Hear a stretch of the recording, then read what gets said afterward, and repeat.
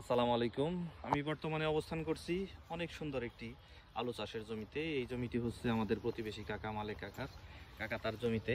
এই যে দেখুন, আগাছা পরিষ্কার করে দিচ্ছেন। এই যে দেখেন, আলু সুন্দর একটি পদ্ধতিতে করেছেন। এখানে এই যে ভিট আকারে আলুর চাষ করেছে। এর আগেও কি এইভাবেই করতেন কাকা?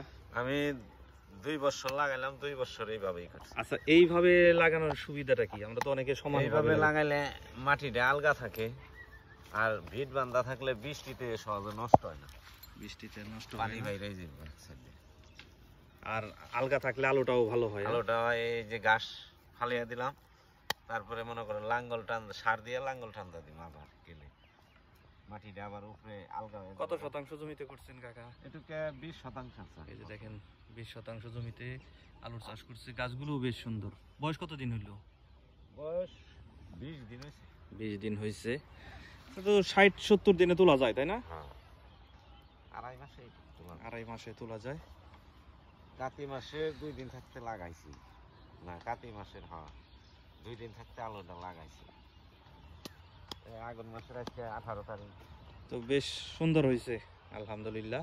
এমনি তো কোনো অসুখ বিসুখ নাই, তাই না? না না, এটা কোনো অসুখ বিসুখ দিতে নাই, তবে আমি নেই হ্যাঁ, ইউরিয়ানের পরে একটা স্প্রে করুন, তারপর ইউরিয়া সার দিয়ে দিব। আর কিন্তু কিছু কাজ আছে স্প্রে হইলে, হ্যাঁ।